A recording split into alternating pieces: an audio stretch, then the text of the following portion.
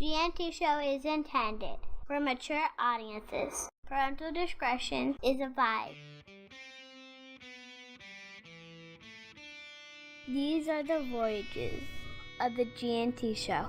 Our continuing mission to explore Star Trek storytelling, to seek out new worlds and interesting characters, to Boliga, where no show has gone before.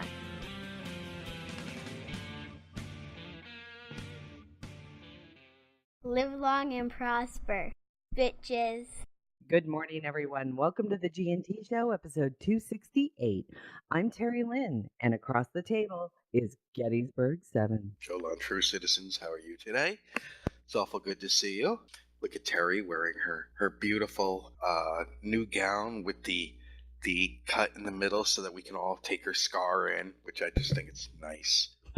You. And there he is in the glass enclosed nerve center, Ceridium. Kablah.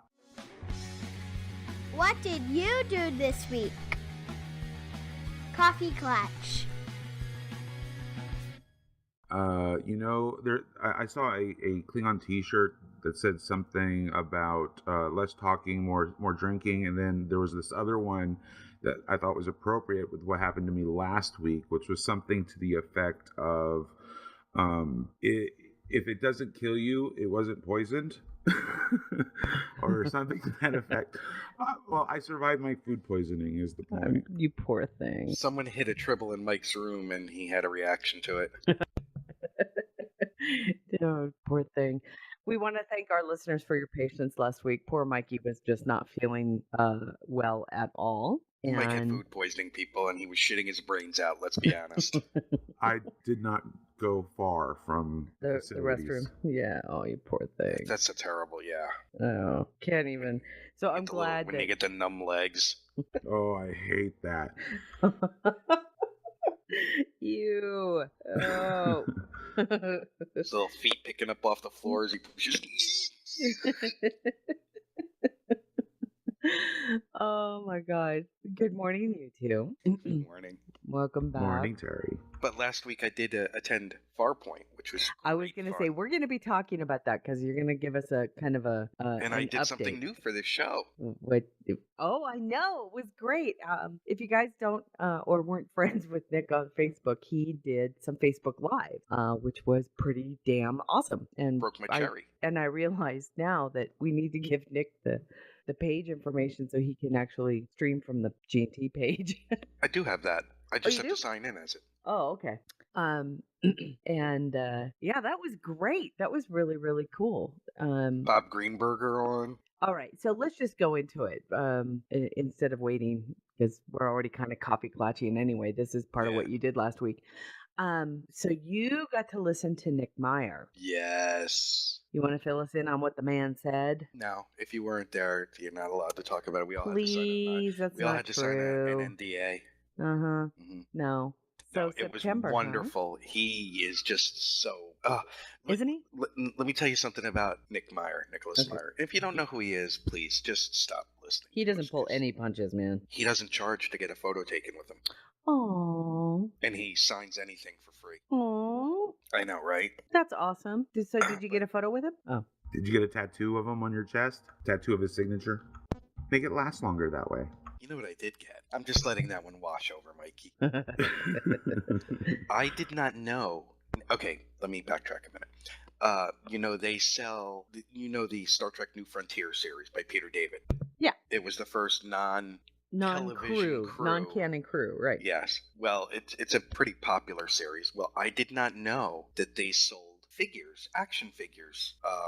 You mean to tell me there's a Mackenzie Calhoun action figure?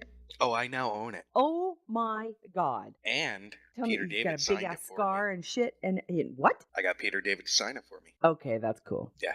You know what's really funny? Because I see him, twice a year. Farpoint and Shore Leave, it strikes me, I still get giddy when I pass him, and Peter David's like, "Hey, Nick, how you doing?" How's he doing, by the way? He's doing fantastic. Good. I'm glad to hear fantastic, because that was the first thing I asked him. He was like, "Oh, I'm doing great." Good. I'm glad. Yeah, for those that don't know, Mr. David was quite ill some time ago. Yeah, and I'm very glad to hear that he's doing well. Yeah, he had a stroke, didn't he? Yeah, Yeah. He's always a very big draw. People love him. Yeah. And he, of course, is more than just a Star Trek author. That guy, I mean, he's written some of the most well known and popular. I mean, not in what is the word? Some arcs for some comic books that were game changers. And he's written so many different books and television shows. The man is a powerhouse. And I had Bob Greenberger on the Facebook Live, the professor, Bob Greenberger. Dave Mack sitting staring. Oh, yeah? How was that? He's Dave Mack. I know. He's a fun guy. And so what we've got some conventions coming up. And the big one I'm excited about is when I go, because since I won't be going to Vegas, when I go to Salt Lake City Comic-Con, I will Facebook Live from there. That's great. Very, very cool. Do we know who when is Salt Lake City Comic-Con? September, Mike. Oh, good. Sent you the dates. It's the same weekend as Mikey, our producer extraordinaire, pointed out to me, the same weekend as the Baltimore Comic-Con. But it's okay because my wife's September family, 21st through the 23rd. Yeah. Oh, okay. I still have to reach out to them, but yeah. Very cool. And I went to take my wife's sister and break her conjure. Yeah. That's cool. Mikey, what did you outside of healing and feeling better? What did you do this week that you want to talk about? Mikey had a rough week. Yeah, it's been a rough week, and I haven't done shit. Well, that's not true. Besides the that kind, yeah. I haven't really done anything. My stress level is like through the roof. Oh, I'm sorry to hear that. I really am. I like Mikey when he's in his Zen state. It's awesome. Do we have any busy little beaver? I miss being in my Zen state. I bet you do. I bet you do. Do we have any BLB news that we need to talk about? Yes. Semantic Shenanigans had a new episode. Yay! New episode. And I'm pulling up the thing that Ross sent us. So okay, cool. Well, actually, I'll cover. For Semantic Shenanigans, which used to be a segment of the G&T show, and before we spun it off into its own fabulous show. Hold on. I got something to say to those two women. See all these people, Semantic Shenanigans, and the goodest. You know what? Pay it back, ladies. What? They send us shout outs. They do. Shout outs. Shout outs. We're just jealous. They're awesome. They get all, and then we get yeah. Okay, they get Tom Hardy. We get the guy that was like the third guy in the back, ducking behind the fallen column. Yeah. I'm trying. They get Tom Hardy. We get Kirk Cameron. That's all I'm saying. I'm excited. I'm excited for them. I really am. Them to death. And for those who do not know what Semantic Shenanigans is, I think everybody in this room right now knows. Well, but some of our listeners who listen to this recorded really podcast might not. We act like we do. We don't. Yeah, we totally do. They actually download the show after we record it. Name one. I don't know who they are because I don't get it. Exactly. Terry will tell you that when we're at the convention and people come up and they're like, "Oh my god, I download you guys," and I'm like, "Really? You actually do?" He doesn't believe it. It's very funny. Dopey little thing we do. I know. Semantic Shenanigans is a podcast now that is kind of dedicated to the discussion of where kind of like business and law and fandom kind of come together and or collide, and it's really, really cool because they do more than just cover lawsuits. They cover kind of the broader aspects of fandom and fandom studies. So give it a listen, and they're awesome. They're Shanna and two Janet brilliant rock. women talking about really cool shit. Yeah, really cool shit. And I got to tell you, if I was making a tag team, I don't know if I would have thought to put those two together, but they work so well together. I did. Yeah, you did. Look at you big curly-haired freak. Oh, and speaking of freaks, Mike, do you watch Taboo? I do not. Oh, I have yet to start watching Legion. That tells you everything. Oh, I know. So good. Did you see the third episode, Mike? I did. Oh my god. I know, I'm so bad. It's getting interesting, and I'm starting Getting to interesting. see. Are you out of your mind? I'm starting to understand a little bit more of what's happening with him. I'm just gonna say this about Legion, Terry. Yeah. There's a girl on there. Yeah. Every single time she's on screen, I see nothing but Kipley. Oh, wow. You know who I'm talking about, Mike? Yes. She even wears the headband like Kipley. So needless to say, I'm in love with that girl. And I'm hearing good things about Agents of S.H.I.E.L.D. again, so now I'm like, God, do I have to pick it back up again? God. Well, Taboo has the 5 scariest words being said on television right now. When Tom Hardy looks at someone and he says, I have use for you. So good. But here's the problem with Taboo. It's only an 8-episode season. So the final episode of the season's coming up this week. So it's like Game of Thrones. Well, no, they do 10. I thought they did 6. No, they do 10. And they're almost done anyway. But Taboo is so good. And yeah, no, Legion, FX is doing really amazing right now. I'm hearing some good stuff about it. So I have to give it a shot. What about you, Mikey? What do you now? You said you've got Live, Love, Play info? Yes. All right. Should we go get it eat over our with? breakfast? Aloha, GNT show. Ross here from Live, Love, Play with a manifesto on my channel and its contest. Contest. Oh man, it's one of the mornings. There is no contest. Yeah, there is no contest. Although, no. I am very pleased to announce Live, Love, Play's first audio show, Witchcast. You can listen to the pilot episode on iliveloveplay.com, Facebook, and SoundCloud. Witchcast follows Thea Kane as she tries to help everyday people combat the supernatural through her podcast, Witchcast. The series is the brainchild of George Silsby, also aka Chooch. I'm live streaming 3 times. Say that again, Mike. Chooch? No, the way you said it. Chooch. There you go. Okay. I'm live streaming 3 times a week on Twitch, twitch.tv/subsailor688. This Monday at 3 p.m. Central, I'll be getting a new game, Armello, a grim fairy tale inspired tactics game set in a fantasy world of anthropomorphic animals. Brown bear mages? Yes, please.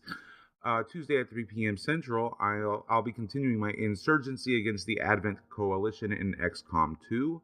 The final confrontation is upon us. Soon I will confront the beings who have subjugated mankind.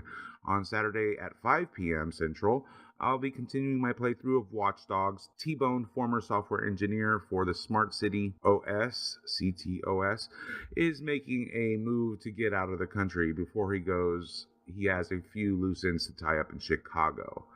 In addition to my live broadcasts, you will find my entire library of live stream highlights, as well as archived broadcasts. The archives don't stick around forever, so check them out before they're gone. On iliveplay.com, you'll find the latest Revisited, a post-mortem commentary on Transformers Fall of Cybertron. Tomorrow he'll be posting a new binge-worthy review of RWBY Volume 4. On his YouTube channel, you'll find a selection of my live stream highlights, as well as the library of interviews with authors, filmmakers, and creators of all kinds. He reposts all of his content on Facebook, Twitter, Tumblr, YouTube, and Twitch, so look me up and enjoy. Thanks for listening, and a special thanks to the host of the GNT show for your patronage and support.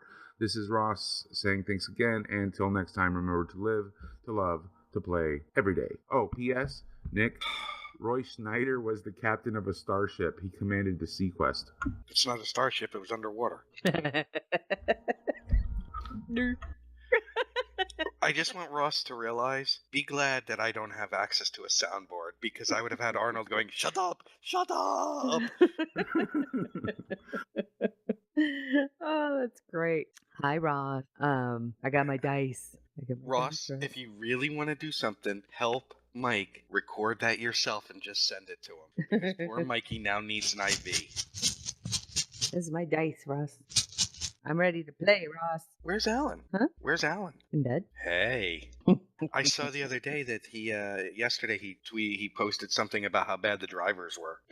Yeah, yesterday Alan did a big job at the house. He tore out those 2 honeysuckle vines from the front. Oh yeah. Yeah, those heinous things that were starting to fall over. Poor UPS guy couldn't even get to the front door the other day because one of them had fallen over. So Alan Alan removed those and then had to drive to the dump. Did you get a nicely worded complaint from the UPS No, I actually walked out to the UPS guy so he didn't have Did to you deal throw with salt it. water on them? No, I love our UPS guy. He's awesome. No, the plants. Oh, no, fine. Terry, that was a Day of the Triffids reference. Oh, it was, wasn't it? No, because they were dead. They were horrible. Oh, well, either way. So Alan was dealing with traffic, people driving in and around the dump yesterday, and I guess Oh, yeah. I guess there were some stupid people on the roads. We went to the store yesterday, and let me just tell you, Mm-hmm. we saw the very best of humanity out yesterday. Oh God, I think he's being facetious. Let me just say that when you look like... No, never mind. Yeah. Well, let's get to some Star Trek stuff. I want to play a Star Trek game. Gaming news. Okay. Considering well, we're already Terry and I... Hmm? Did you play the new episode, Terry? of. Stowe? Oh, what do you mean? The Signs and Portents? Oh yes, I did play of Signs and Portents. Yes. I gotta tell you, Yeah. Tony Todd made me laugh out loud. Isn't he great? There's a... Mike, you haven't had a chance, right? He hasn't played Stowe in a while. I have not played in a Okay. while. There's a point where... And I'm just gonna call him Kern because Yeah. let's face it, It's Tony kind of Todd. it's kind of always Kern, but it's not. Yeah. Yeah. And I'm okay with it being Kern because I loved Kern. There's Was it Rodek?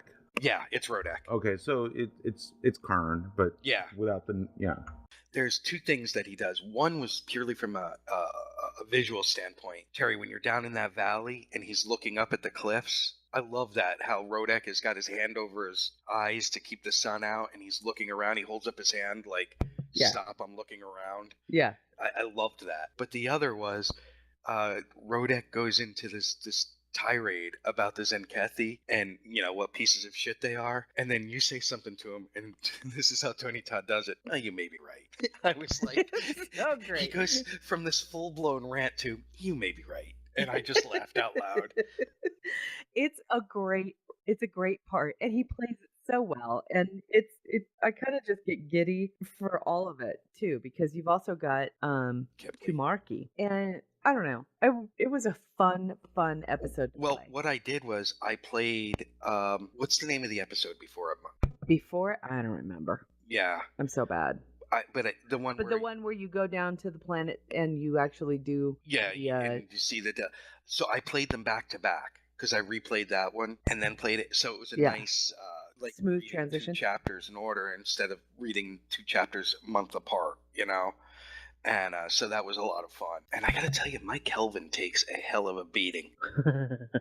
Yeah. I have to say again, because I have Beth spec'd for ground, she is so spec'd for ground that Zenkethi are tough on the ground, if she cuts through them like butter. She really does. like that. like butter. Like butter. Well, she's spec'd for ground and she has the Cochrane shotgun. Oh yeah, I've got that. The TRX 1138 or whatever it is. No, it's the Cochrane. Right. It's like a sawed-off 12 gauge. Yeah. Yeah, it's not the TR-116. No, but I Or carry whatever. both of them. Oh, you do? Oh, Yeah. I don't. Yeah, she just has. The shotgun just fixes everything. The Zenkethi don't deal very well with that. Well, my landing party, because don't forget Satan is an engineer. That's right. So I've got a bunch of engineers. So you're laying down like Mhm. turrets and mortars, and, all different stuff. I usually go here. I have a question for you, Mike. Or for both of you. Now, do you take down all engineers with your I do not. Okay. I take. What do you normally take? I take a Psy with me as well. Okay, so somebody to my heal. my assimilated Romulan. Is it a healing science or a DPS science? She's a DPS. She's assimilated, so she's Borg. Okay. Well, So you don't. Yeah, if you're, engineers have the medical Yeah, devices, so you don't really even need a science officer if you don't want one. But I try to take. It's been a while since I played, but I usually take one science. I usually take an engineer or 2, but because I'm a tack, and then I'll have at least 1 tack, if not 2 tacks and 1 engineer, just to help take some of the flack off me. But it just depends. Well, that's the thing. Jay Galloway says he takes all engineers. Like you said, you can have shield, medical, plus different weapons and the exocomps. Oh yeah. So you've got like so much firepower at your disposal with all engineers and healing. See, I take down because Beth is attack. I take one other tack, 2 engineers, and a psi. Yeah, that's And that's a good mix. Because and some missions yeah, and but I have learned that the most useless skill for any boss to have is draw fire. I'm like, what idiot puts in draw fire? Because you're just dead. And you're always constantly having to well, that's why reanimate your TAC officer. It's like, no, I'm very I- big at setting up my people using the thing and setting them, and before engaging, placing the shields and the medical generators and everything, yeah, and then open fire. So you're in a nice tight circle, yeah. and they're in those. So I never lose anybody.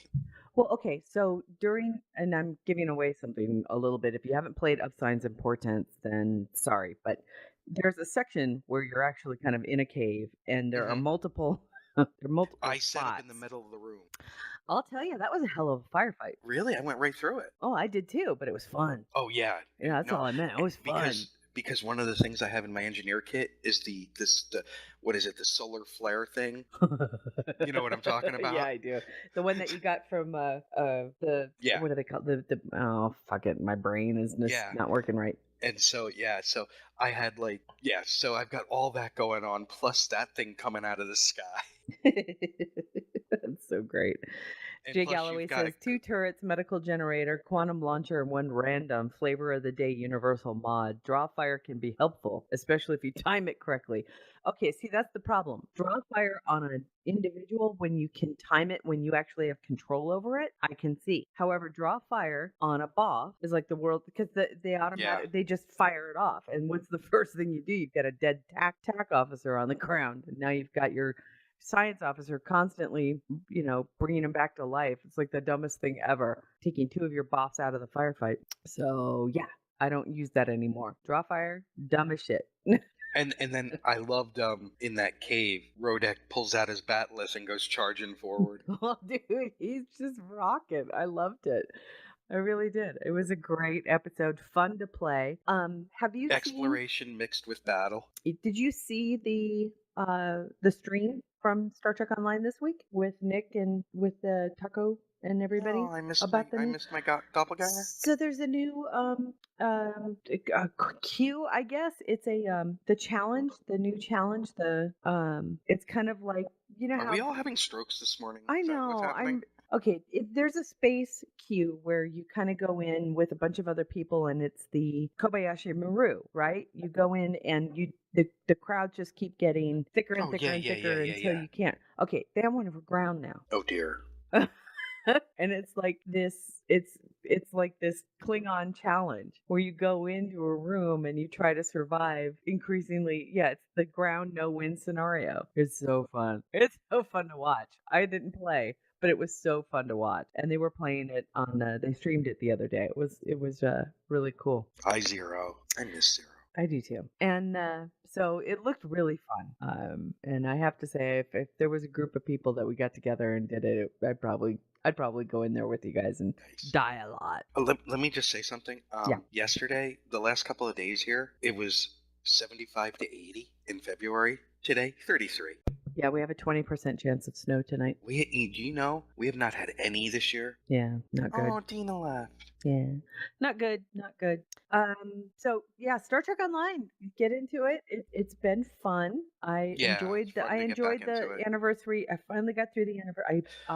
You're gonna laugh. I've got a little story to tell you about the anniversary event. And then and then ask me when you're done about that. About the assholes. Just say, what about the assholes? Okay. The anniversary event I had right off the bat, I said, okay, this one I'm going to participate in because I really liked the ship that they were giving away this year. Is it the Kumarki? Yeah, it's Kumarki's ship. It's that triangular one that was actually kind of designed by the players, right? They gave the players different pieces to vote on, and it was fun. It looked really fun, and I thought, okay, this one I want to unlock. I want to get it on at least 5 of my characters, which means I have to unlock it on 1. And The one thing about the anniversary event that kind of bummed me out was unlike the summer event, you can't buy boxes of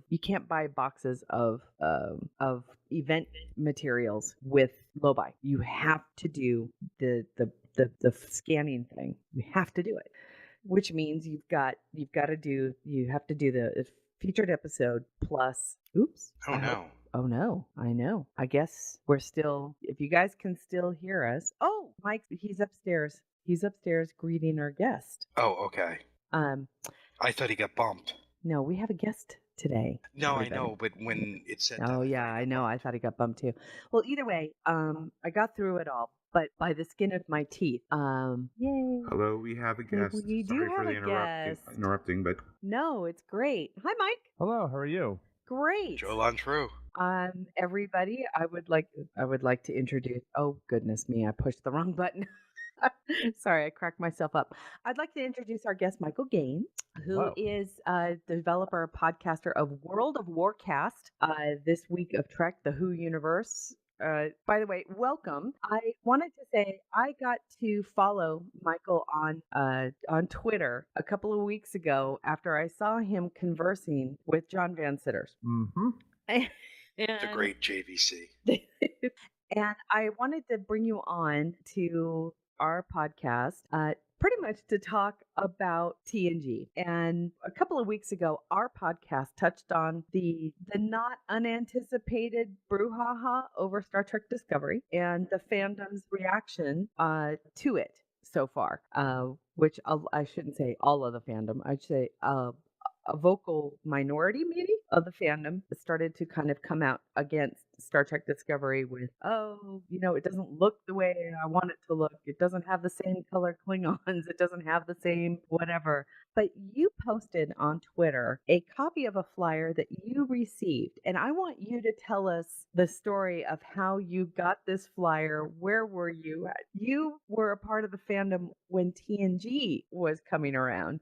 And so you experienced firsthand conventions where people came out against TNG. So give us a little story about this flyer, and I'll actually post a link in our chat room for our friends. Well, my first con was 75, actually. Oh, that's so awesome. I've been doing conventions for a long time, which is why I don't do them anymore, because I've Funny, you kind don't of sound burned old. out. Well, you go to these things. I love conventions, but you hear the same stories all the time. Yeah. So, my then girlfriend, now wife, we're just standing online to get in, and it wasn't the Penta Hotel. It was the other one, and I always forget the name of the other one. There were two hotels that were always doing Trek conventions, and they sort of alternated. So whatever the other one was, and this guy and his girlfriend were handing out flyers and talking about it. And when I originally wrote the tweet, I for some reason thought that this was before TNG started, but it was already in its second season. And he's just bashing TNG and how it's not TOS and it's not Kirk and it's not Spock and it's a terrible show. And people were just laughing at the guy, just like, no, we love the show and you're wrong. So I had a short conversation with him, basically telling him that the show is really good and there's nothing wrong with it and it's different, and no, it's not TOS, and I thought that he just had no case. And if you read the letter, the logic used in the letter or the flyer was just really not that sound to begin with. And but the fact that you kept it is just so freaking unreal and wonderful. I kept it, well, back then because this was like 89, so I don't remember keeping. The only reason why I found it is because you sort of get to this point in life where you just go through the attic and go, I don't need this, I don't need this. And My wives do that to me. So I have this box of stuff, and it's just like old birthday cards and stuff and letters I had gotten. And so I'm going through it, and there's this letter. I'm like, oh, I remember this, and I hadn't looked at it in years. So yeah, people don't seem to know or forget that there was a vocal minority of people that hated TNG. I had a friend who, at the time, I I don't know if he's still into this, but he was like the biggest Star Trek collector in the United States, and there was only a guy in Germany who had more stuff than he did. And he and I went to the same high school, it turns out, so we were friends for a long time. And when TNG was announced and when this came out, he's just like, it's not Star Trek. It's just like, I don't like it. I hate it. It's not Kirk. It's not Spock. And you go to conventions and people would say the same thing. There was a line that people drew where they either loved TNG or they hated it. Now that has been forgotten. So that's sort of like the short version of it. Short version. I have a question for you, and that is, do you have a favorite version or a favorite series? Well, I grew up with TOS. Uh-huh. I can't not pick that as my favorite, and that came out at a time like I was watching it on NBC. Okay. And that was a massive influence on my life. I can't just toss it. Yeah. I can't just say, oh, TNG is better, just because it had more seasons than TOS or something. Like, TOS to me is always going to be my favorite. Do you think that it might be a little bit different for some of the fans this time around, because we all know that Discovery is going to be in a pay format as opposed to on network? It's a different time in the world. Yeah. There was no such thing as this sort of stuff years ago, like in '89 or something. That this was unheard of, to pay for one TV show. Yeah. And now pretty much you have a la carte TV shows through Amazon, iTunes, all of these different platforms. So yeah, it is a different time. Go ahead. Yeah, it is. I personally don't see. I'm going into this whole thing with a very open mind. Yeah. And I don't have anything against Discovery. I'm a little concerned about the delays, but I always say that TOS had 2 pilots. And that's true.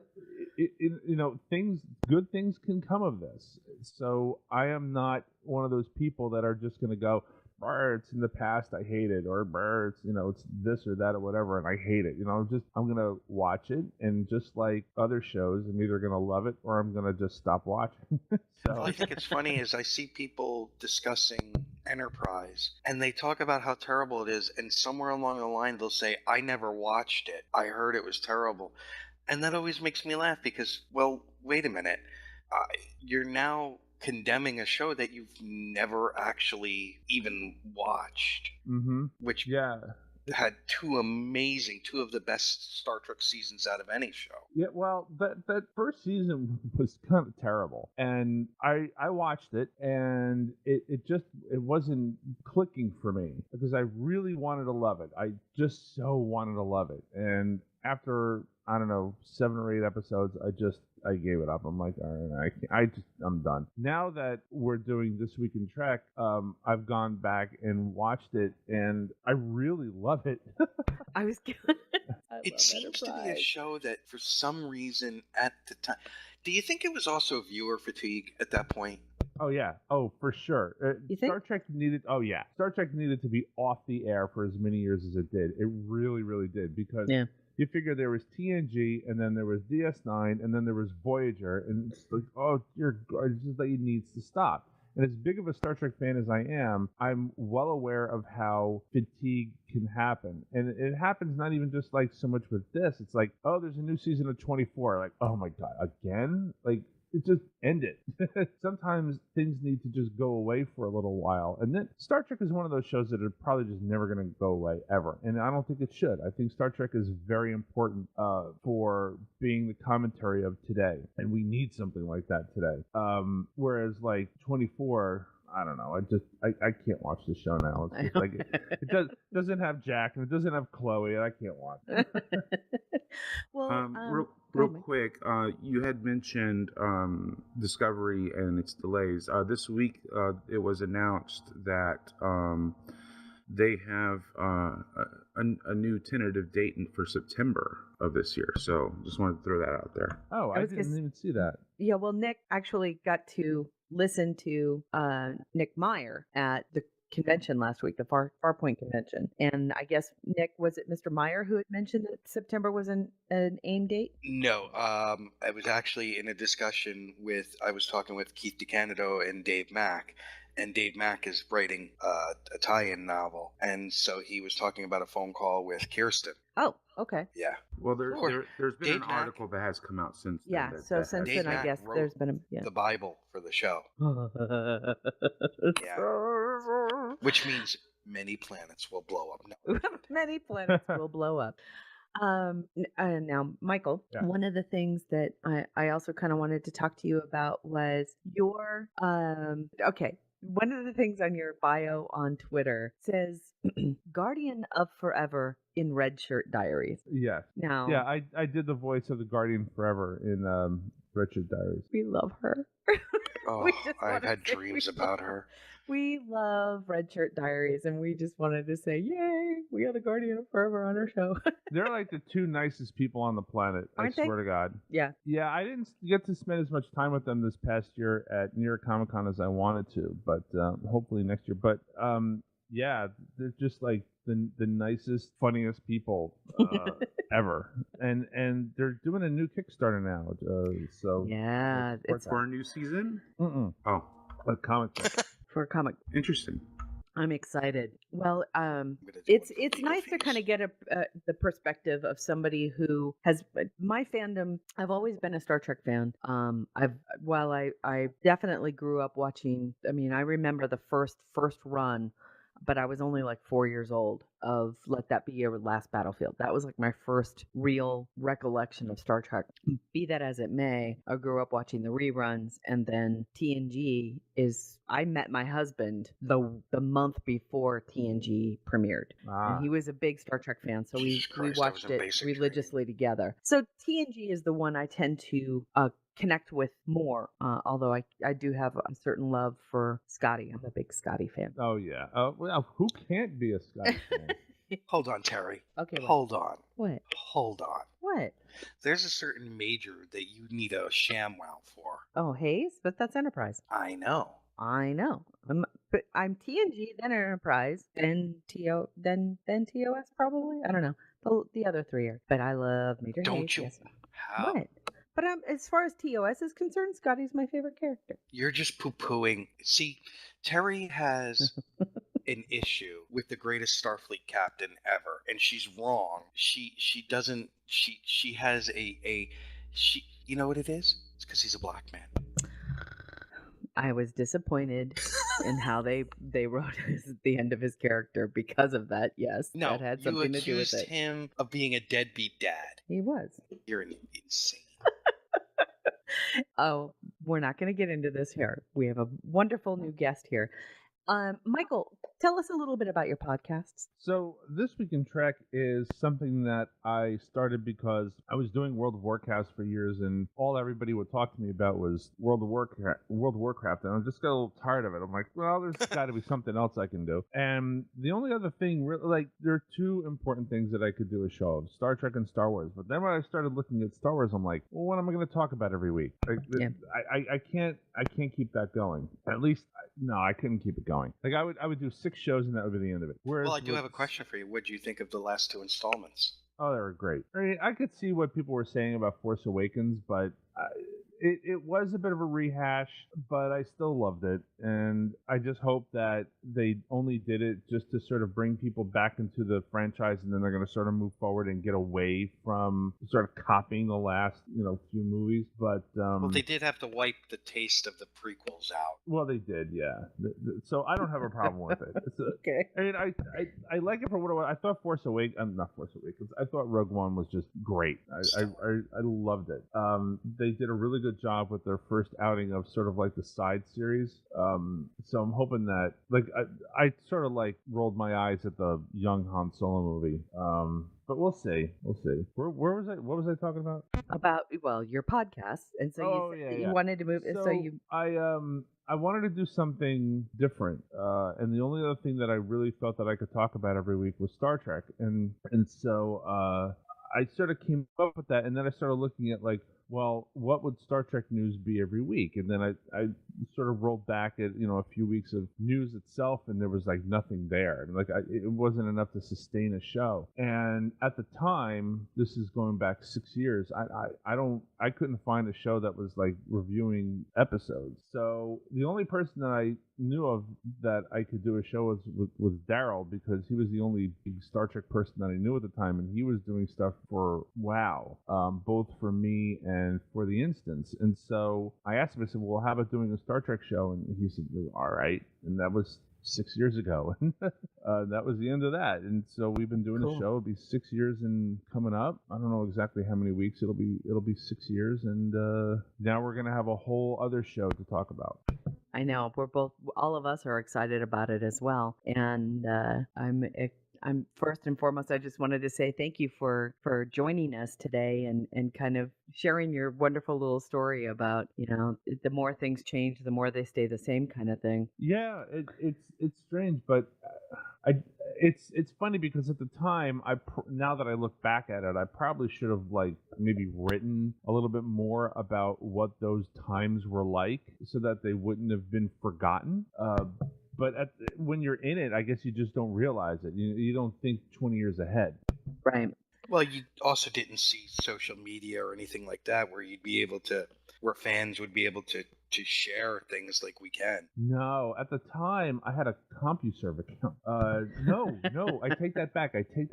At the time, in '89, I did have an internet account because my school had Usenet. And yeah, it was, so I was on the internet for a year at that point already. So there was rec.art.Star Trek. Wow. And so that did exist at that time. So, but there was no social media. There was no Twitter. There was no Facebook.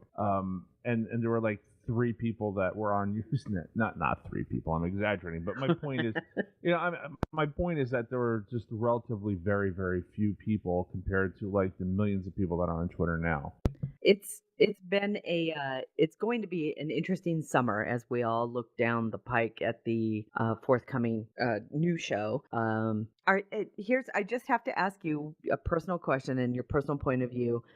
Knowing that we're all trying and we're all keeping our minds open to the new series, what's your personal point of view about the fact that it's going to be, for all intent and purposes, a prequel to TOS? It doesn't bother me at all so long as the story's good. Okay. Because see, here's the problem that I have with Star Trek as far as the time periods, is that I think the jump from TOS to TNG might have been a little too much, because they were, again, no forethought, because they didn't think that it would go to DS9 and Voyager and such. The problem is that if you try to go past Voyager's time, then what happens with the next show? Are we 300 years? And then it just gets to the point where it's ridiculous. And then now we're 1,000 years later or something like that. And I think that a prequel is okay so long as they keep with the philosophy of the show. I guess what I'm saying is that I don't care what time period it's in so long as it's okay. A good show, good stories. Yeah. But I think that the next show really needs to be a few years past Voyager and not too many. Don't do the 78-year jump, because see, the problem that I feel is that the technology of Star Trek starts to become magical. It's not enough that we were to have warp drives and transporters and inertial dampeners. What happens 100 years past Voyager? Can we just think our problems to be finished? You know what I mean? It just gets ridiculous. There's got to be a point where the show can't go past the technology that would be at that point. And that's what I'm afraid of. Although, while based in certain kind of theoretical science in the 60s, a lot of Star Trek then seemed magical. True. Well, I mean, it did, but communicators weren't that far off, considering that kids had walkie-talkies. Right. Warp drive. I had the walkie-talkies that looked like the communicators. Yeah, I did so too. Great. That's so great. But you do have a really good point. But I think that what happens is that it's like Technobabble in the later TNG series, the seasons, is that they can just make something up and then we all accept it, and I didn't like that. Now, Matthew Anderson in our chat room says something I agree with. We need a movie era series. Yeah. Well, like you were saying earlier, that 78 gap between TOS and TNG was a big one, and that is a time frame ripe with stories. I would love to see, a couple seasons worth of television about what happened during that time. No, I would too. Yeah, that would be fine. Give me a Garrett series, man. Can you imagine? I just want an Enterprise C. Not even a whole series. Just give me a few episodes. I want to see what happens. See, that's the great thing about the way television is being produced now is that if somebody wanted to do like a 10 episode series of the Enterprise C, you could do it. It's not like years ago, or I agree. not even years ago, but like recently, it's like, well, you must have 23 shows of a season and it must be during prime time. No, you don't have to do that anymore. You've got like Stranger Things and the Marvel shows on Netflix, and you can just you can just do whatever you want. And I really think that Star Trek, here's my theory. I think that Discovery is sort of a primer for what somebody wants to do with Star Trek. They want to say, okay, let's see what happens with this whole pay thing and CBS and it's a test. It's 10 episodes, right? I think, or 12, 13, I don't know 13, exactly. I think. 13. Yeah. So it's going to be like a short series, relatively speaking. Right. And I think that it's a really good idea. All I care about is that I hope that Brian Fuller sort of took the germ of what TOS was, because I think that what TOS was sort of lost over the years. And like Daryl and I, we reviewed Masks from TNG recently, and it was, oh god, that episode was terrible. And I just go, wait, which one? Yes. Masks from TNG. Oh yeah. And it's like those kinds of shows are what really, I think, held Star Trek back. I think that if TNG was like 4 seasons, like of really solid shows, I think it would have been far more revered than. I mean, I'm not saying it's not, of course it is, but I'm just saying that when you think of TNG, you think of all the really good shows and the awesome things, and then you think of the later shows, like in the later seasons, you go, oh yeah, that episode Masks, that was terrible. Oh, Sub Rosa, yeah, that was kind of terrible. And, without those episodes, you wouldn't have those thoughts, is what I'm saying. Because TOS had like, 3 bad episodes, like really, really bad episodes. I would probably say that. maybe some more. But you think of like Plato's Stepchildren, Spock's Brain, The Alternative Factor. Those are the 3. Children shall lead. Oh, the Children shall lead. Yes. The Omega Glory. The Omega Don't Glory. you dare. No, the Omega Glory was such a good episode until the last 2 minutes, and then I will give you that. But that last 2 minutes tainted the entire episode. Turnabout Intruder. Oh yeah, Turnabout Intruder. Although Turnabout Intruder was a triumph of scene chewing stuff. Oh, it was. It really was. See, this is the great thing about doing a podcast about these shows is that like we're not beholden to CBS or anything. So if a show is terrible, we can just laugh at it. It's true. It's true. Well, isn't that part of the beauty of Star Trek? You have these great episodes that make you think and talk about for forever. Then you have these really awful episodes that makes you think and talk about forever. But there's still a charm to them. Even if they're bad, there's still a charm to them. No, there is no charm at all to Threshold.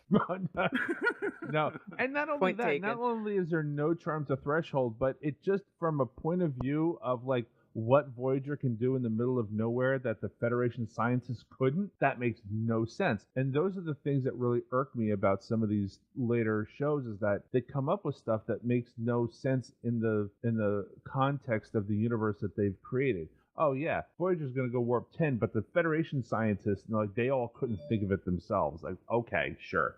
Well, good point. I have many problems with Voyager, but my biggest problem is the show was too clean. Yes, and I have that problem with TNG as well, is that it was too clean. And I said that back because TNG was on when I was in college. And so being like a massive TOS fan, because here in the New York area, Star Trek was on every day. PIX. PIX. So it wasn't on like Monday to Friday. It was every day at 6 o'clock until Space 1999 came on and screwed that up. But I learned to appreciate that show too. That's a whole other rabbit hole I'm not going to go down. But that was the thing that we did. Like I've said this on the show is that to this day I can still tell you what time it is based on where the sun is because I knew where the sun was when Star Trek was on. It's so silly, but that's how much of an influence the show had. And so when TNG came on, I was like, what's with the shag carpet? Not shag carpet, but like what's with the carpet? With the pile carpet? What's with the paneling? What is this crap? and so that was sort of like my first visual, thought of it. It's like, this is a little too clean, but again, it was a product of its time Hmm. because the 80s were all about that, and that seems to be forgotten over the years, is that you sort of had to live those times in order to understand where they were going with it. Right. Well, Um, that's They my tried to issue. do it with Enterprise. I mean, Yeah. during the third season, I mean that ship got messed up, and it was messed up week after week after week for Well, and half that a was my season problem with Voyagers. They're in the middle of nowhere, but somehow they're still with no boxing the friends. floors with a buffer. oh, Well, don't even talk to me about was it the Kazon, right? Who are they? Yeah, Season the one. Kazon. These guys are going, like, Voyager can go warp 9.97, the Kazon can go warp 2, and yet somehow they come up with the same, they encounter the same people, like, for a season and a half. Yeah, It should be like a day, an episode, and then you're gone. It's like, how can somebody driving a Ferrari doing 110 encounter the same snail every week? stoplights. It made no sense. Lots and lots of stoplights. Oh, it's just no. But Yeah, with it's all this ridiculous. bashing, I will give Voyager some credit. I really liked the whole phage in the Yeah. first Yes. season. No, I've learned to appreciate Voyager. Yes. No, I don't. But it's unlike the greatest Star Trek series of all time, was DS9. what? I will fight anybody that doesn't like Move Along Home. I hated that episode. No, That was the see, episode. I'm That out. was Stop the it. episode. That was the episode that got me to stop watching the show. Stop it. And I Stop just it. went, all right, I'm out. I'm done. Oh, This- I love that episode why? because it's so fun. It's so stupid. It's okay. Let me, as a fan of pro wrestling, let me give you an analogy. Back in the 80s, there was a wrestler I hated just on sight because I thought he had the stupidest gimmick ever. The Honky Tonk Man. He was an Elvis impersonator. Till my friend looked at me and said, "No, really, take a look at him. He's an Elvis impersonator wrestler. Go with it." And I did. My brothers and I, we absolutely loved it. I mean, loved it to the point where we would smash our guitars over each other's Mhm. heads, which is Well, why we don't play the guitar anymore. Yeah. But with when they started singing Ala Marine, I was just drawn in and loved it. Yeah, No, Mike. no. Really? That one episode, and meanwhile, every week Kirk is making a computer blow itself up by talking but circular logic That to wasn't every week. It was Every other just once, maybe twice a season. it. That's still a lot. So, I think I just expected more from like the third Star Trek series or fourth, depending on how you wanted to look at it. That But like if move you- along well, home. we all Hold- know that part of that problem was this misled, or I should say, what's the word I'm looking for? They made the mistake of trying to, quote unquote, go back to episodic television in a period of time where television itself was changing to DS9 being didn't. less episodic and more through soap opera. And I Well, do mean that soap opera. I think DS9 helped herald that transition. Yeah.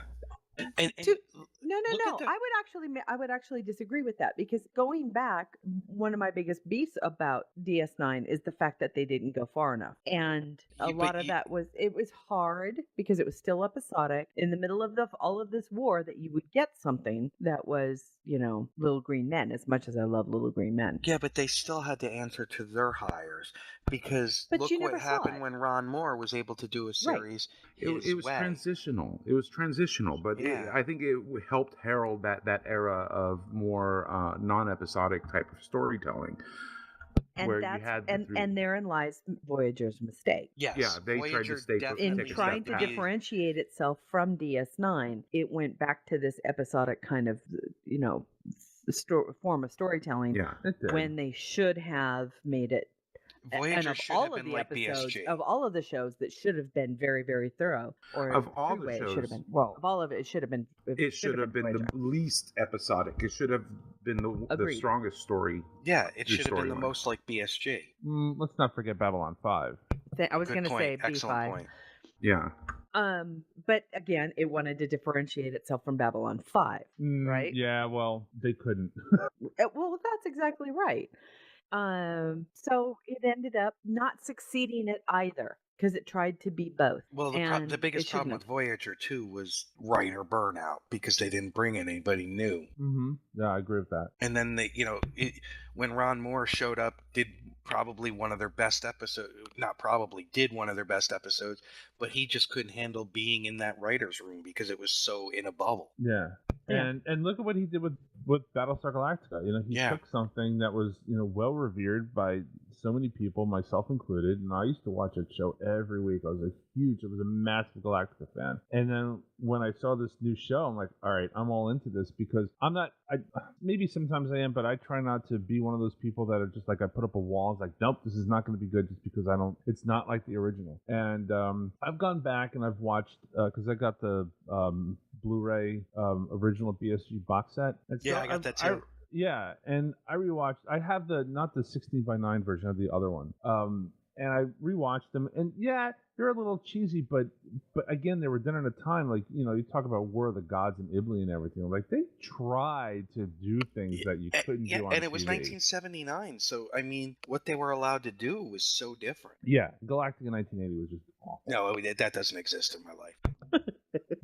No, in the way they end that last scene of the original Battlestar Galactica, where they pick up that transmission of man landing on the moon, that's pretty heady stuff for that time. Mm-hmm. Yeah. And I was in love with Athena, so Oh, well, who wasn't? I know, right? Oh, I was an Apollo fan myself, but Well, yeah, really not Starbuck? I hated him. I thought he was a You're just a jerk. contrarian by nature. I thought he was a jerk. I've always been one of those that, you know, I've always been the kind of girl that was always attracted to the guys that weren't. You wanted Gary Cooper. It's okay. I wouldn't disagree with that. Yeah, you Oh, wanted the no, Gary I'm Cooper, not the Clint Eastwood. Yeah. Oh no, Clint Eastwood hated him. Every role he Such a played, I was like, communist. oh god, he's an You're asshole. such a communist. I am. But Well, but the rebooted BSG was, and again though, it was on Sci-Fi, so it was allowed to try different things. well, I Mhm. was going to say that was definitely it. There was a big difference between network television, what you could and couldn't do, and a cable channel. Let's face it. And it did give us, the rebooted BSG did give us somebody who's still on my laminated celebrity exemption list. So And and that's part of the reason I'm so excited about Discovery, is because I think Discovery is going to be given that freedom of expression that network always always put on itself. And I'm glad to see that we're finally getting out from underneath that. So while a lot of people are upset that it's going to be on CBS All Access, I happen to be thrilled with it because it ends up, one, the money comes up front, which means that the money is like it is for HBO, which means that these episodes are actually funded ahead of time and you don't have to Mhm. rely on ad revenue to okay, Terry continue. thinks DS9 did not go far enough in showing war. Terry wants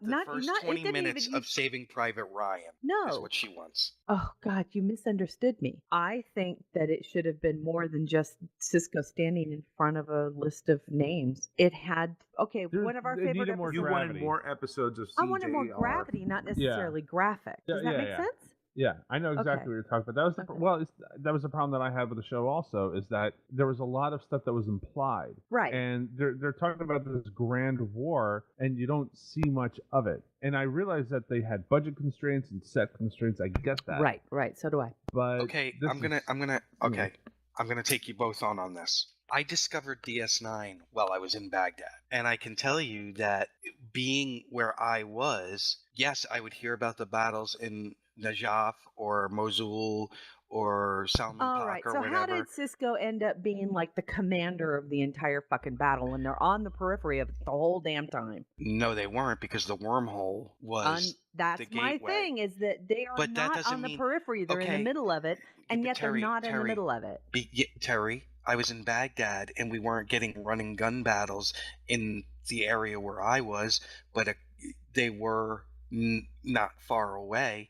It's what's called the 3-block war. On one block, you're in a massive firefight. In the next block, you're providing humanitarian aid. In the block after that, you're doing reconstruction.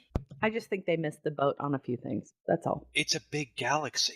Oh, hon, I know that. It's It- just that in the middle of everything, You were in the seeing it from no, their I point of think view. they were What? running into the same problem as Voyager was, and Yeah, that they had is to use the this. main cast. Then you run No, into the small universe syndrome. listen. They were in the midst of the same problem that they were with Voyager, and that is they still, even compared to BS or to Babylon 5, they were still very episodic. That there was a very thin, and I do mean thin, curtain rod of storyline that hung over everything, but each individual episode was its own episode. That's not true. Yeah, oh come on. How many times did O'Brien's past ever get mentioned in a follow-up episode? Actually, it did. When? And so did Julian's. Not So until did the last two Cisco's. seasons. You're also dealing with certain demands that the studio is making, Right, that's what I'm saying. but that's not on the writers.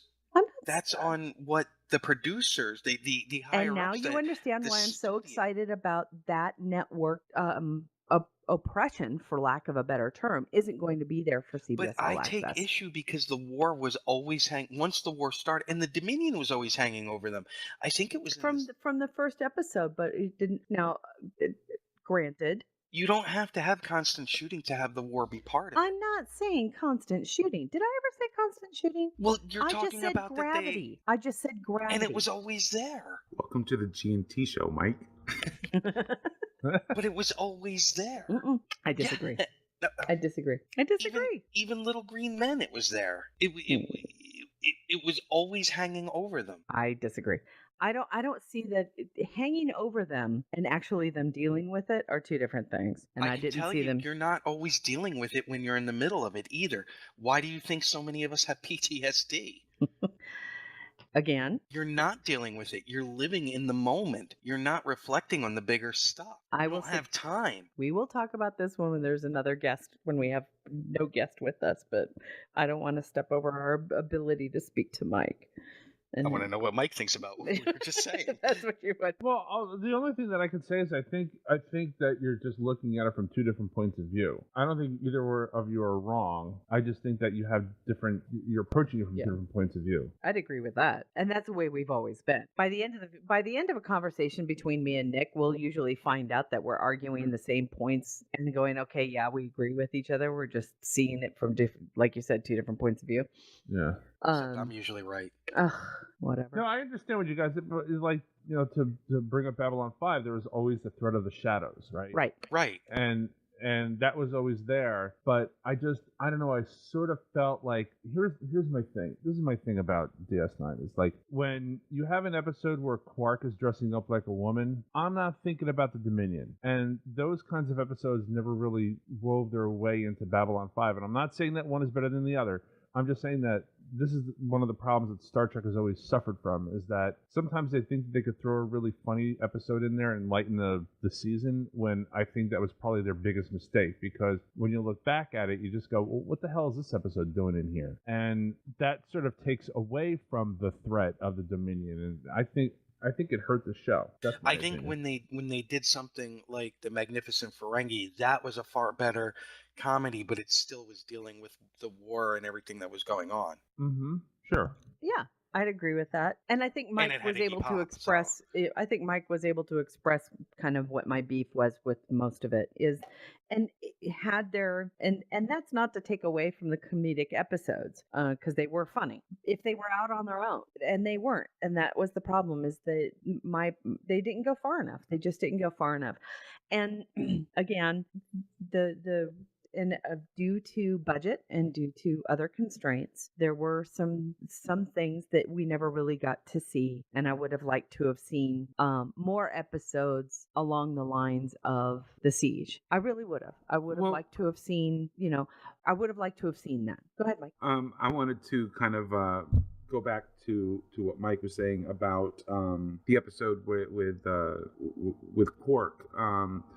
That he wasn't dressing up as a woman. He was transgendered at that point, and that Yeah. the importance of that particular episode was more in the fact that it was shedding light on transgendered issues. No, he wasn't transgendered. He was transvestite. No, he had the full operation done. he was no longer male. So I think that's really the importance of that particular episode, was in bringing to light some of the transgender issues. Yeah, they made it tongue in cheek and tried to make it funny, but I think that was one of the only approaches that they could take for that kind of topic at that time. I think part of the problem with Trek is, and this would upset some fans, I'm sure, sometimes they try to hold on to the myth of what Gene later said he was trying to create in later years. And so they felt, now we don't know about what Discovery will be, attached to that. Because we both talked, Terry, about how Berman tried very hard to stay true to Gene's ideals. Yeah. Which sometimes you and I both found out later, as we first, which we both realized late into starting this podcast, when we were kind of dissing him. And then just to find out that, oh, gee, wow, that blew up on our faces. He did it sometimes at the detriment of the shows. Yeah, agreed. Well, didn't Gene even say that he didn't like that characters were arguing with each other? Yeah. Oh, that was the first two or three seasons they weren't allowed to. Right. And then it was like, without that, you wouldn't have like such great episodes from TOS where it was those arguments that really cemented the characters. And that was one of the problems I have with TNG, is that there was just no internal conflict at all. It was just, number one, you will go down there and do the thing. I'm like, oh, God, this is so dull. And meeting. Yeah. Oh my God. That's another thing I've said on the show, is that there was I think it was where silence has lease, where there's this omnipotent thing that's like that can kill you with a thought, and they decide to have a meeting. And I'm like, what the hell is this? Is I talked about that just a few weeks ago, about how annoying that was. It's true. He did. And those are the kinds of things that really irk me about, like, Roddenberry had a really good concept of what TV shows should be, what stories should be, how it reflects our society. I think that is what I believe Star Trek should be. They should get away from warp 10 slugs and just, silly. And not to say that they shouldn't have a funny episode. They should. Agreed. Tribbles and Piece of the Action, they were both really well done episodes. But if you get away from all of that and your show depends on technobabble and things that just don't make sense in the context of the world that you created, and then viewers are not stupid. They're gonna call you out on that, especially now with social media, because back then you couldn't do that. You had to write a letter. Yeah, that's very true. Now it's instantaneous feedback. And sometimes to such a negative. Agreed. When people are automatically slamming something and not 6 months before it comes out. Yeah, or not letting themselves digest what they just watched. Right. One of the things I kind of wanted to touch base on, Michael, when you were talking about, you were actually thinking about doing a Star Wars podcast, was I don't know if it's changed at all, or one of the things that I actually appreciate about the Star Wars universe now is the fact that I actually watch Rebels, which is a spectacular animated show that Disney puts on, and I do mean it's spectacular. The writing on it is tight. It's the characters are fantastic. And it's all prequel. It's all prequel information. So understanding what Rebels can do for a prequel show to, admittedly, a movie universe as opposed to a television universe, I have faith that Discovery can do for Star Trek what Rebels is doing for Star Wars. I really do. I agree. You just have to have the right. There was even talk of an animated Star Trek show a few years ago, and I was all for it. Just like, I was too. I really was. Bring it. They're missing the boat on that. They're so missing the boat on that, because they could do things. Like, the problem Terry and I have always said, we'd love to see Dr. Ree from the Titan novels and the Titan crew. I would love to see Titan as an animated series. I mean, because it would be cheap, and Frakes doesn't age in voice. Right, he doesn't. It would also be cheap to be able to do all of those. All of the enormous number of alien species that are on this ship. It would be really cool. But the one thing I think that there's still a prejudice about with regards to not just networks but also the viewers is that an animated show is therefore automatically made for children, which isn't the truth. While Rebels is definitely something that you can watch, I would say that it's probably geared towards preteen and older, which any Star Trek show should be geared toward.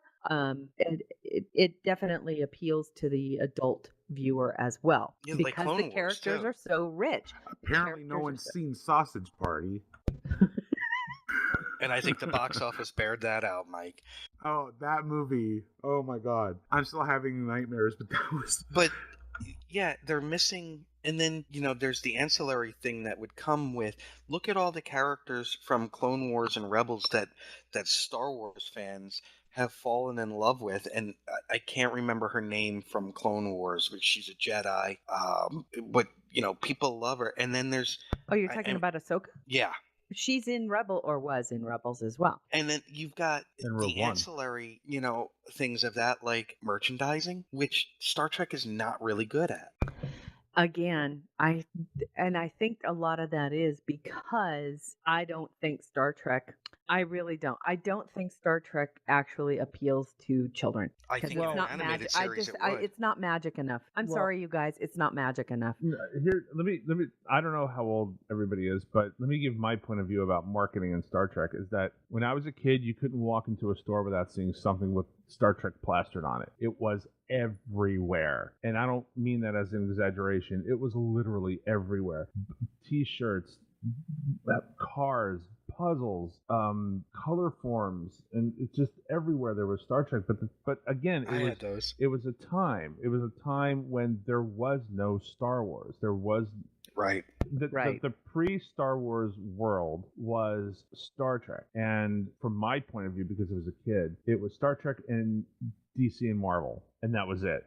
I did have the Space 1999 Eagle. Remember that? The big. That thing? was great. I wanted that so badly. I still have the original model, but I wanted that. That was the 2-foot one or 3-foot one. Yeah, and you could take the front and the back off to make the smaller pod thing. Wait a minute. Wait, hold on. Bill Paxton just passed. What? No. Trek movie just reached. Oh my God. We're all done. Go. Wow. Okay. Oh my God. Wow. Due to complications from surgery. Oh man. Wasn't he in a new TV show too? Yeah, I think. He was in Agents of S.H.I.E.L.D. No, but he was in a different one after that too. Oh my God. Well, that's a bummer. Oh. We are told the actor died suddenly Saturday due to complications from surgery. He had a string of hits, including Twister, Titanic, and Aliens. Game over, man. He won an Emmy for Hatfields and McCoys. He was on the CBS series Training Day at the time of his death. Yeah, I was actually enjoying that show. Oh my gosh. 61-year-old actor had 2 children and was married to Louise Newberry for 30 years. The family says it's with heavy hearts we share the news that Bill Paxton has passed away due to complications from surgery. The family accurately describes his illustrious career spanning 4 decades as a beloved and prolific actor and filmmaker. The family adds Bill's passion for the arts was felt by all who knew him, and his warmth and tireless energy were undeniable. I'm actually heartbroken. Weird Science. He was hilarious in Weird Science. Yeah. He was Chet in Weird Science. Oh my God. What are you wearing? Are those girls' underwear, you freak? I'm going to tell Dad. Oh, crap. Well, and he was always somebody that I always thought would be great in Star Trek. Yeah, he would. He would. He was one of those guys that when you saw him on screen, it was reassuring. He was great in Apollo 13. Yeah. And now my Fitbit just buzzed, and Steve is messaging us saying Bill Paxton just died. Okay.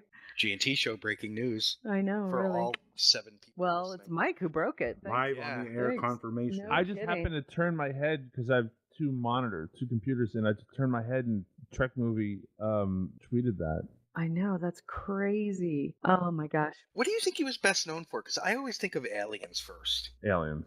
Oh, I don't know. I think for a certain segment, it'll always be Aliens. For me, because it was he was Apollo just... 13. Really? Yeah. Well, you're not an alien. You're not into the Alien universe. No, Yeah, at see, all. so that's Or He was Terminator. Although True Lies, oh my God, he was hilarious in that. Apollo 13. He was so good in. Yeah, but Apollo 13, I just adored. Still one of my favorite all-time movies. Oh man, and probably Twister. Twister was one of those popcorn movies that I probably went to the theater 3 times to watch it. I saw it 3 times, I think, in the theater. And yet I watch it now and I can just see things that are just sort of like really hokey. But at the time, that was a damn good movie for it. I've never Damn seen good movie, fun, but like I said, I eat it. Even if it's hokey, I still love popcorn movies. I am a big popcorn movie fan. I think I was deploying so much that when it came out that I never saw it. God, the way that your seat shook with the sound, oh, it was awesome. And the fact that you could hear, just the underlying tone, the audio editing on that movie alone just blew my mind. Did it win an Academy Award? I was just wondering that. I think it did, but you could hear the tornado talking. Oh wow! You could hear it was almost it was almost like a mumble, like it was actually had its own character. That's actually fabulous. true because I was paying very close attention to things like that. It was nominated for best sound mixing and best visual effects. It was awesome. It was so much fun. I'm looking to see if he was ever. Let's see. I forgot he was in Tombstone. He was great. Yeah, Tombstone. Let's see here. Oh, Independence Day beat it. Well, I can see that. Yeah, me too. Yeah. Okay, he received 3 Golden Globe nominations for Big Love. He was nominated for an Emmy Award alongside Kevin Costner for Hatfield McCoy. Oh, that's right. He was in Pat Benatar's Shadows of the Night video. Was he? Oh, that's pulling one out. Yeah. Wow. No kidding. He was in Stripes. Oh yeah. Yeah. Yeah. Let's see, Commando, Aliens Near Dark, Hell of a career. Predator 2, Indian Summer. Good. Oh. Apollo 13 was before Twister. I didn't realize that. U-571, Yeah. Thunderbirds. Well, we all make mistakes. I remember seeing him in a film where he was chomping on a cigar. That's Weird Science. That was Weird Science. Yeah. That has to be the first time I remember seeing him? Yeah. I don't see that he was ever nominated for an Academy Award. Mm-mm. He's like Barry Pepper. He's one of those guys that is always a rock in whatever he was in. Mm-hmm. Oh, wait a minute. Here we go. Okay. He could play the nice guy and the asshole, and never really got stereotyped or in that. He was nominated for 3 Saturn Awards, 4 Saturn Awards, 5 Saturn Awards. He won for a Saturn Award for Aliens. He won a SAG Award for Apollo 13, and he's nominated for 16 different awards through his I'm just career. bummed. I'm really just bummed. Because again, I really do think he would have made a hell of a Star Trek character. I really do. Yeah. It's like I'm gonna regret that he never was for a long time. I would have like Mark loved to Harmon. have seen him as like an admiral, a take no shit admiral. I always thought if he hadn't done NCIS, Mark Harmon would have been great for Star Trek. I wouldn't disagree. Yeah, I with could that. see that. Yeah, I could too. Well, Mikey, I'm need to kind of wrap things up here today. Mm-hmm. So Yeah, we're all gonna go cry. we're all gonna go cry. Maybe I'll watch Aliens today. I was gonna say I'll probably watch Apollo 13 He again. also did a movie What? with, I think it was Ice-T, where they were in a warehouse in Chicago trying to get some treasure that was in there, and there was a gang that they upset. Do any of you know that movie? No. Nope, I know. I'm gonna look it up. It was one of those movies that was like, You look it up. We're gonna tie things up. you could put it on and just enjoy Go ahead. it. Oh, kind of like Kroll. Sorry. Kroll had Lizette Andrews, thank you. I wasn't Kroll kidding. Kroll was is one of good. those films. If it's on TV, I leave it on. I watch it. Crow was a movie, in my opinion, that needed to bake about another month. It did. Yeah. It was so good and yet had flaws. The biggest problem that I had was I could never figure out how big the beast was. It's like in one scene he's 90 feet tall, and another one he's like 6 feet tall. I'm like, wait a minute, I'm like really confused about this. And it was flawed, but it was great. It was a movie ahead of. It came out too early for the special effects. But the cast is unfucking believable. Well, Liam Neeson's first role, wasn't it? God, I think it was so, yeah. amazing. But it had Lisette Anthony in it, so Yes. Yes, it did. Whose voice was dubbed the entire time. I did not even know that until 2 years ago. Really? Wait, Yeah, why? Yeah, listen to the commentary on the DVD. She's on it, and she's like, "Yeah, that's not even my voice through the entire movie." Why did they do that? Because I guess Peter Yates or somebody didn't like it. They wanted the princess to have an older, sort of like more pronounced voice, and Lisette Anthony's voice wasn't cutting it. I still remember the Cyclops. Yes. Yeah. It's just one of those movies that my brother would watch all the time, and it just became one of those things that he and I had together. And I was like, "Oh, Curl's on." I would sit down next to him, we'd watch it, and it's just one of those. I don't know. It's a comfort movie for me. If it's on, I watch it. The movie I'm thinking of is Trespass. It was Bill Paxton, Ice-T, William Sadler, and Ice Cube. Wow. Speaking of Wow. which, the wife and I went and saw Fist Fight yesterday, the Ice Cube movie. Oh God, yeah. We laughed our asses off. Okay. It is hilarious. If you just want to sit down and watch a stupid movie and just, it's senior prank day, and at one point a horse runs through the school. More than once. Yeah. Oh, you saw it, Mike? That horse is a running thread. It just keeps popping up. Why is there a rope around my ankles? And Terry, the guidance counselor, well, I can't even do her justice. That's all right. But all right. Tracy Morgan's back, and he is so funny in that movie. Good. I'm glad to hear that. Mike, sorry, any announcements? No announcements really. Good. Yeah, I'm actually talking to Sorry Idiom. Well, how I'll can set up people then. find This Week in Trek? I was going to say, how can we? Well, I want to ask Michael Gaines, how can people listen to or find you This Week in Trek as well as your other podcasts? And you and John McLaughlin and Eleanor Clift all sit around and argue about these things, right? And no, I'm sorry, that was something else. thisweekintrek.com. This Week in Trek on Twitter. You can find me on Twitter. I'm at StarMike. Very, very cool. And same for World of Warcast or the Hooniverse? Yeah, worldofwarcast.com, thehooniverse.com. The Hooniverse, that's just a show that Nicole and I do when there's something to talk about, because, think about it. The show's been off the air for, what, a year and a half? Yeah, that's got to be hard. I don't know what the BBC... Don't even get me started on the last two seasons. Well, writing. I can't watch it anymore. I haven't been able to watch the last 2 seasons. It's a shame, though, because Capaldi is so good as a doctor. I love him as a doctor, but I don't even want to get into moon eggs and all that other dumb stuff. Well, the show died for me when Amy Pond left. That's also when he discovered the show. Was because of Amy Pond. See, that's the thing is, like, if the show died for me every time somebody left, then it would have died for me when Tom Baker switched over to... No, you don't understand. I'm with you, Michael. When Amy Pond left. Yeah, but that's what Doctor Who is about. Nobody stays on the show forever. Come on. Sarah Jane Smith. Oh, my God. No, you don't understand. He's not understanding. I do understand because I had wife. Sarah Jane Smith. He had Sarah Jane. See? Okay. He understands.